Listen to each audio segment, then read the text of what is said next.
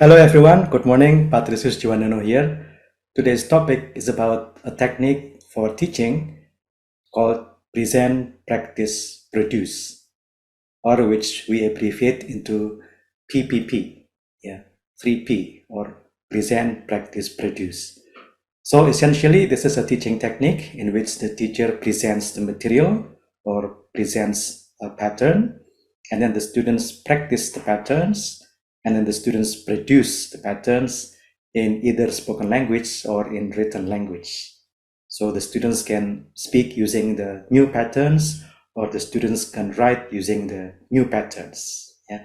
So it's quite simple, and please take note that this doesn't apply only for English for a language, but also for any other language teaching.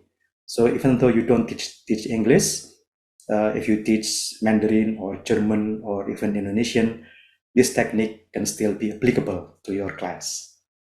Okay, let's dive into my PowerPoint presentation. Okay, so this is our topic, present, practice, produce, or PPP, or 3Ps. Yeah, 3P. Okay. The first one is the principles. So actually, it's quite simple.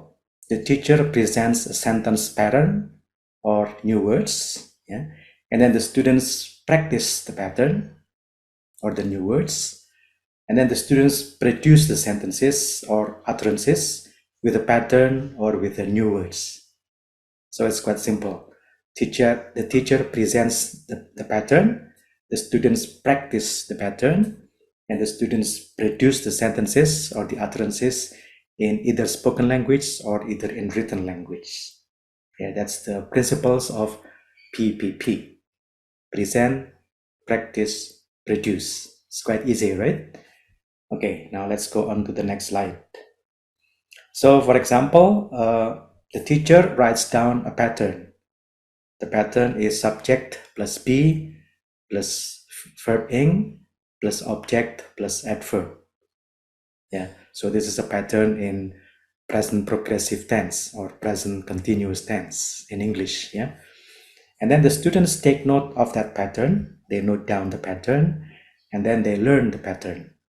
They memorize the pattern, they study the pattern so that they can master the pattern. And then under the teacher guidance, the students practice it. The students practice the pattern. Yeah, maybe they formulate the pattern again, they say the pattern again, yeah, they look at the sentences and they decide which one is the subject, which one is be, which one is verb ing, and so on and so on. Yeah, so the teacher guides the students in practicing the pattern, and then the students produce the utterances or sentences using the pattern. For example, they can say something like, "We are learning English." "You are teaching English." "She is reading a book." "She is chatting with her classmates," yeah, and so on and so on. So the final stage is when the students produce the patterns in the actual utterances, in the actual speaking, or in the actual writing. So PPP. Yeah. Okay. What do we have here? Now, the PPP is useful when you teach grammar patterns. So when you teach grammar patterns, the first thing you do is you present the pattern. And then it is also useful when you want your students to practice immediately. Usually your supervisor or your headmaster, if you are a school teacher, is eager to see how the students can produce or can practice immediately. So in this case, this is the right time to show them that your students can now practice the pattern. And not only that, but the next one is, if you want to get your students to produce the utterances or to write the expressions in their written language. Yeah, so now you can show the proof, the evidence that your teaching works, because now your students can produce the sentences or the patterns in their sentences, in their utterances, and their spoken English in their written English. Yeah. So this is what it is useful for. Okay. Now it's your chance to practice it. Yeah. So for example, you are assigned to teach interrogative pattern to a class of 10th grader. Yeah.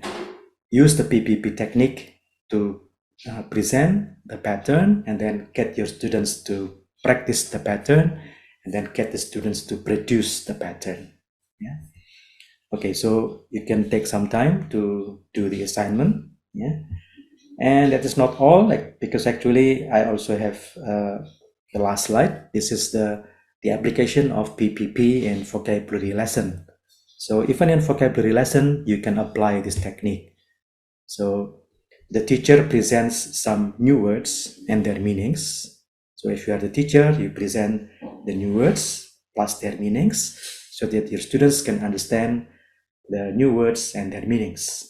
And then your students practice connecting the new words and their meanings. So it's practice. You give them the new words and then they have to guess the meanings. Yeah, so it's kind of practice. And then the last stage is that your students produce some written sentences using the new words. So this is when the PPP is complete. You present the new words, your students practice the new words, and then your students produce some written sentences using the new words. So that's all about PPP, present, practice, produce. I hope it's quite simple. I hope it's easy to help you enhance your teaching. See you again in my next episode.